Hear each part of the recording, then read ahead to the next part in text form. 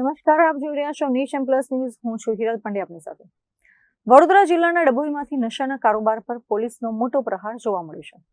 એએનટીએફ અને CID crime બ્રાન્ચની ટીમે સંયુક્ત ઓપરેશન હાથ ધરીને ડભોઈના મોસમપુરા નજીકથી પ્રતિબંધિત હાઇબ્રિડ ગાંજાના જથ્થા સાથે 3 શખ્સોને દબોચી લીધા છે. વડોદરા ગ્રામ્ય વિસ્તારમાં નશાના સોદાગરો હવે હાઈટેક નશો વેચવા મેદાનમાં ઉતર્યા છે.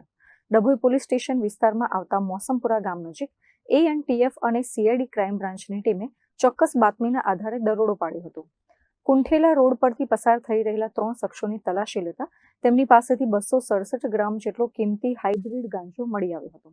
સામાન્ય ગાંજા કરતા અનેક ગણો મોંઘો ગણાતો આ નશો વડોદરાના યુવાધનને બરબાદ કરવા માટે લાવવામાં આવ્યો હોવાની આશંકા છે. પોલીસે આ ઓપરેશનમાં દિનેશ રામજીભાઈ ઠાકોર, વિશાલ અરવિંદ પરમાર અને રાજ કાલિદાસ ઓગળિયા નામના 3 શખ્સોની સ્થળ પરથી ધરપકડ કરી છે. આરોપીઓ પાસેથી નશીલા પદાર્થ ઉપરાંત મોબાઈલ ફોન પણ મળી આવ્યા છે. કુલ 10,33,000નો મુદ્દામાલ કબજે કરીને ડભોઈ પોલીસ સ્ટેશનમાં કાયદેસરની કાર્યવાહી હાથ ધરવામાં આવી છે. આ ગુનામાં આસિફ નામનો અન્ય એક આરોપી પણ સંડોવાયેલો હોવાનું ખુલતા પોલીસે તેને વોન્ટેડ જાહેર કર્યો છે. આ હાઇબ્રિડ ગાંજો ક્યાંથી લાવવામાં આવ્યો હતો અને કોને પહોંચાડવાનો હતો તે દિશામાં એએનટીએફ દ્વારા સઘન પૂછપરછ હાથ ધરવામાં આવી છે. આગામી સમયમાં આ કેસમાં મોટા ખુલાસા થવાની શક્યતા છે.